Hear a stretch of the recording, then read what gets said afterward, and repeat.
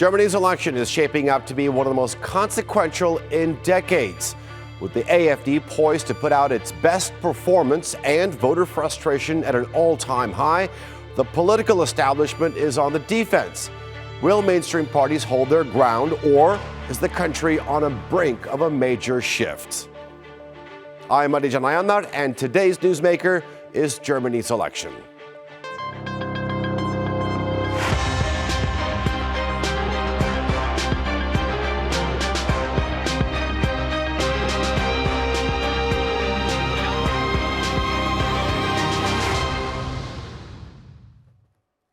Chancellor Olaf Scholz's coalition is struggling with record-low approval ratings, while concerns over the economy, inflation, and migration are front and center. The ongoing war in Ukraine, as well as Germany's role in the future of European security, are also key issues that are influencing voters. With traditional parties scrambling to counter the AfD's momentum, the big question remains: will Germany's political center hold, or is the country on the verge of a major shift to the right? Here's a closer look. 9 years after former Chancellor Merkel opened the floodgates to over 1 million refugees from Syria, Afghanistan and Iran, immigration remains the central issue for German voters in the country's snap elections on February 23. The legacy of that decision has fueled the rise of the far-right Alternative for Germany, or AfD, whose anti-immigration rhetoric blames soaring refugee numbers for rising crime and integration failures. Yet immigrants are also seen as vital for the future workforce in a country facing low fertility rates and a declining population. Polls indicate a dramatic political realignment. The conservative Christian Democratic Union, led by Friedrich Merz, is predicted to win. The AfD is set to come a distant second, and Chancellor Olaf Scholz's centre-left Social Democrats are trailing in a distant third place. In recent weeks, the issue of immigration has sparked not only public debate, but also deep political divisions. In a controversial move, Friedrich Merz attempted to push through an immigration bill, a measure he defended as necessary in response to recent high-profile attacks in Magdeburg and Aschaffenburg. The motion, which lawmakers from the AfD backed, was ultimately rejected by Parliament. Are you serious that in view of the attacks in Magdeburg and Aschaffenburg, the daily gang rapes committed by asylum seekers, in view of the fact that groups of parents are now coming together all over Germany for their children who have been victimized by asylum seekers, that we cannot make a decision on this today in the center of the German Bundestag? You can't be serious. The move was seen by many as a breach of an unwritten pact among mainstream parties not to work with extremist elements. It caused me sleepless nights. I didn't think I would wake up one morning in my Germany and have to experience such discussions again. We have Friedrich Merz, who no longer has his impulse under control. At the same time, Germany's once mighty automotive industry is in crisis, as traditional combustion engines give way to electric vehicles. German automakers struggle with a lack of control over critical battery technology and a collapsing market in China.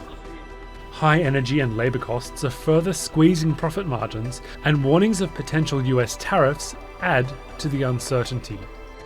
These economic challenges, along with persistent political instability, have left voters disillusioned. And amid mounting discontent, the far-right AfD has been quick to seize the moment, exploiting lingering fears over immigration. We will continue to campaign for a real turnaround in migration, with the closure of borders and the deportation of illegal foreigners. And the longer you resist passing the necessary laws together, the greater the damage will be. You are not harming the AfD, nor are you harming me. You are harming the entire country and its citizens, every child who has to die because of this, every innocent person who is injured, raped or murdered because of this. Merz will likely be the winner of the upcoming election. But with immigration remaining at the heart of voter concerns, his challenge is not about getting elected. It's about governing the country. Well, to discuss this further, let's go straight to our panel, all joining us from Berlin. AfD politician in the Berlin State Parliament, Frank Hansel. The coordinator at the SETA Foundation in Berlin, Zafer Mese. And rounding off the group, journalist and host of the Mad in Germany podcast, James Jackson. Gentlemen, welcome to all of you. James, I want to begin the conversation with you. Many international observers are seeing Germany at a crossroads. I think that's fair to say. On the one hand, the question is, does the country remain a liberal European leader, or does it shift towards a more nationalistic, protectionistic stance? Which direction do you feel the country is heading towards?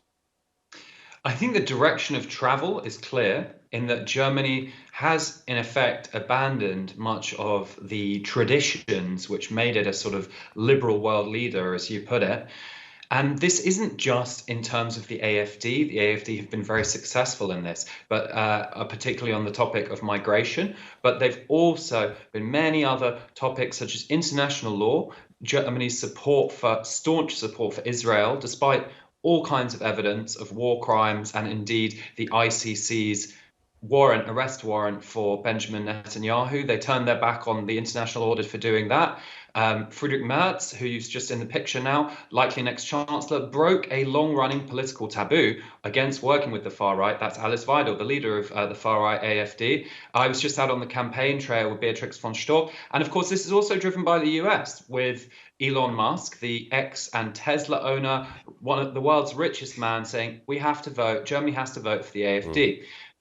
So there has been, of course, as well, a huge crackdown, which you probably won't see in the mainstream media, on free speech for pro-Palestinian protesters, with just today police officers at the gathering at the Free University to make sure that nothing illegal is being said. Now, this isn't new for Germany, but it goes against the liberal image that many observers think that Germany has had in the past decades, and indeed it has. There has been a shift in the country towards the right, away from liberalism, but that's been almost cross-party in many cases, particularly with relating to Israel.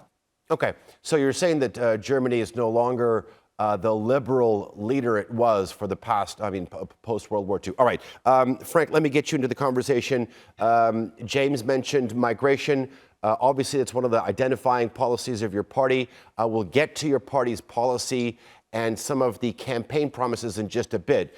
But when you look at this election, do you feel that it is a referendum on the country's sort of post-Angela Merkel identity?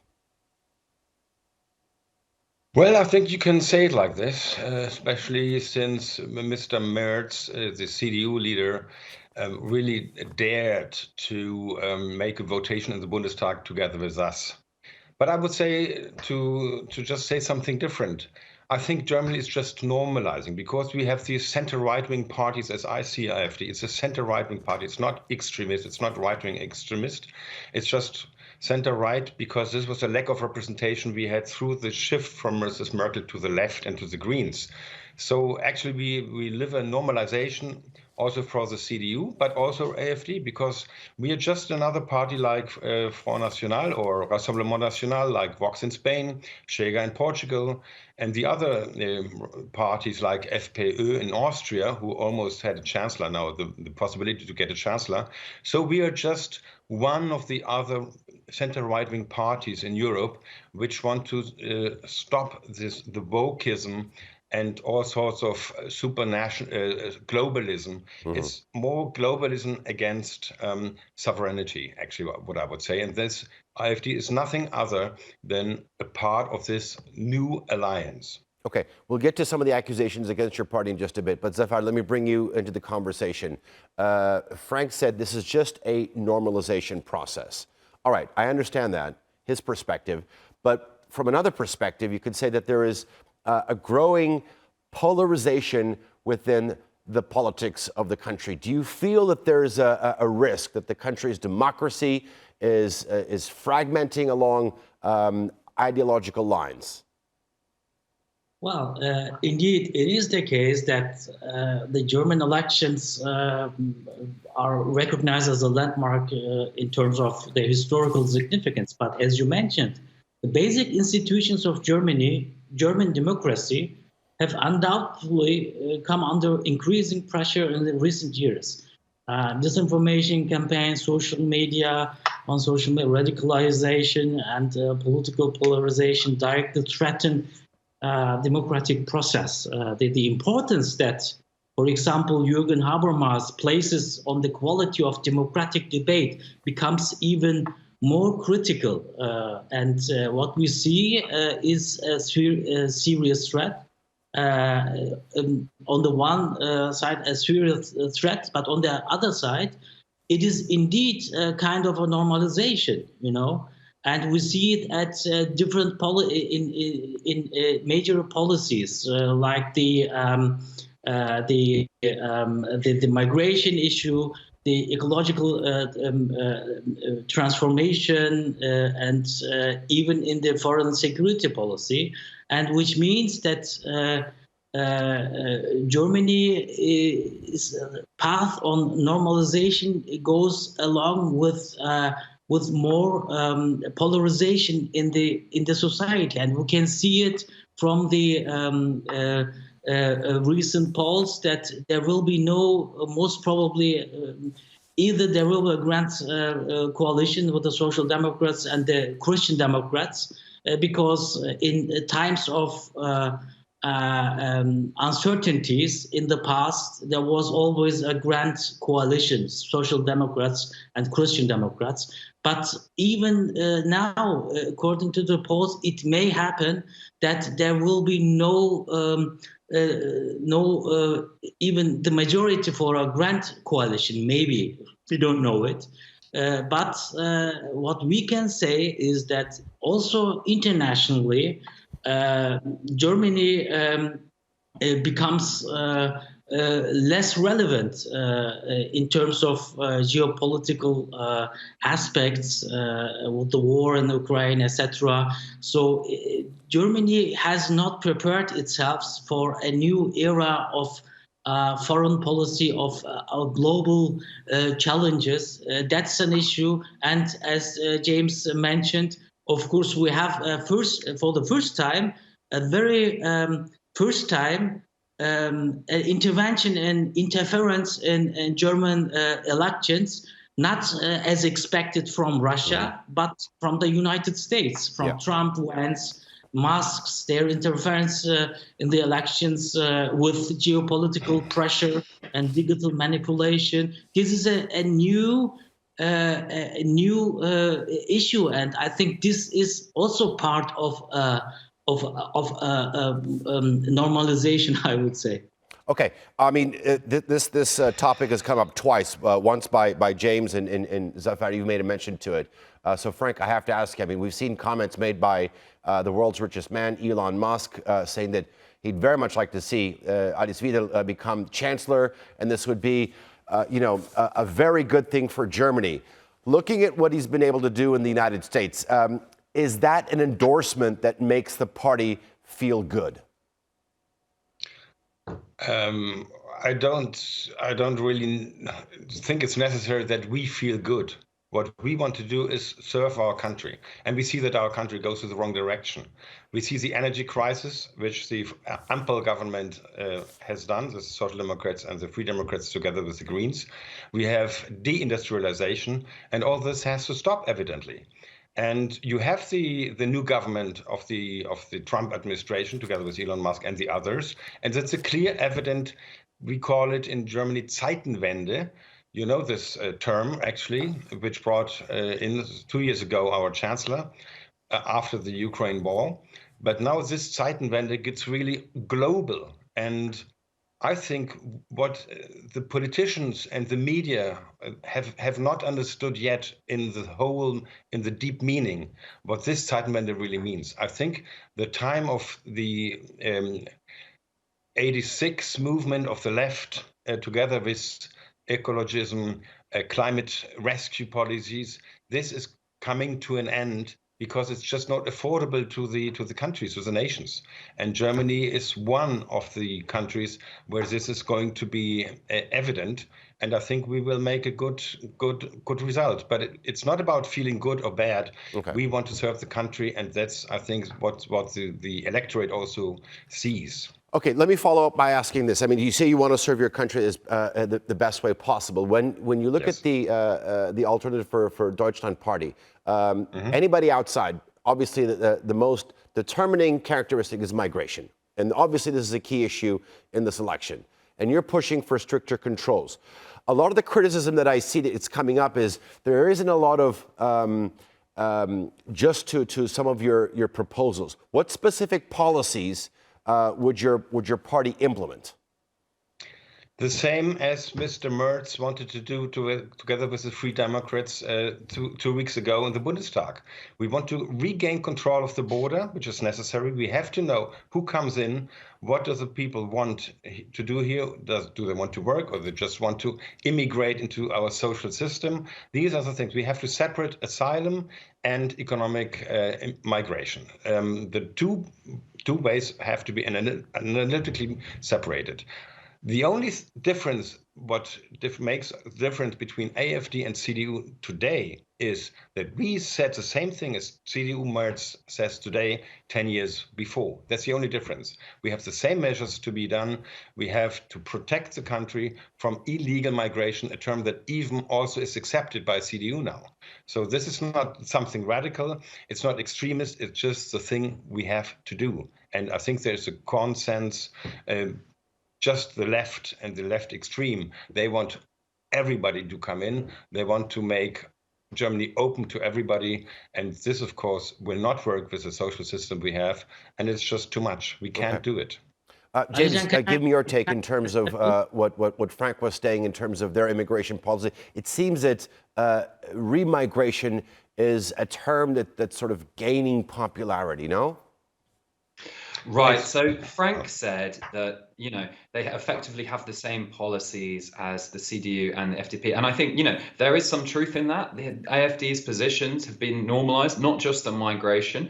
But in terms of having the best options, I'm sorry, but there are so many things that the AfD get deeply wrong. He mentioned climate and energy. Well, they want to go back to, many of them want to go back to getting gas from Russia, which undermines our security. I don't think that's good for Ukraine. I don't think it's good for Germany either. In terms of migration, of course, there have been struggles of integrating, millions of people. But actually, there was recently a study that just came out that said crime is not higher in other places, by the study by the IFO, that was quite blockbuster because it really goes against the German media. It said there's actually no more crime. And you know what? Germany, I'm a migrant to Germany myself, integrated, I speak German, I work, I pay taxes, and I do think Germany needs people like me because we work hard and we have a different perspective, and we as I said, we pay taxes, and it's an older country, it's aging, and you need people, you need young people, and you're not going to get only British journalists moving here. You're going to need people from the global south, engineers. Of course. India, Singapore, Frank, I want you to respond to that. But you're absolutely right. We need migration. We always said it. From 2013, when we were founded, we wanted an access from foreigners into our labor market, like Canada. It was the same system we had in our program when we started in 2013. Well, but when you talk about remigration, I don't think that foreigners are going to feel very happy. And of course, I speak to many expats and migrants, and they think they're quite scared about the rise of the AfD in Germany, because there's one other thing which your party is very different from the CDU and the FDP, and that's how they deal with Germany's past. I mean, Alice Weidel said that Hitler was a socialist. Of course, she was contradicted, I think, today by former party grandee Mr. Gauland. Alexander Gauland. Exactly. It's nonsense. Right. And people think that's scary. But there's nothing to do with AfD policies. It was just a matter of blackout from her in this mosque. But it's nothing to do with party. She's defended it since then. It wasn't a mistake. Yeah, she seems to believe it. I mean, Frank, let me pose that question to you. I mean, sort of to play on what James was saying. The leaders of your party have been accused of sort of making statements that sort of undermine the country's historical reckoning with World War II. How do you respond as a party to concerns that you're is perhaps rehabilitating some very nationalistic narratives from the past?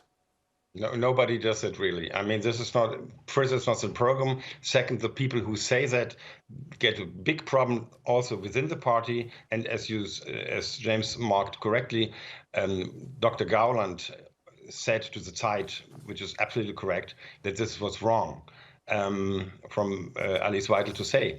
And nobody really emphasizes National Socialism as something anybody wants to go back. We understand all in the party that this was a human crime Hitler did, and there's nothing, no direction that has anything to do with us. As I said, we are a conservative liberal party. We are center right wing, and without Mrs. Merkel shifting the CDU to the left and to the Greens, we wouldn't even exist. We just want to have sovereignty, more sovereignty that we had. We want to regain some of the legal or legislation policies from the EU. Yeah, and I think the problem that we had when the British leader,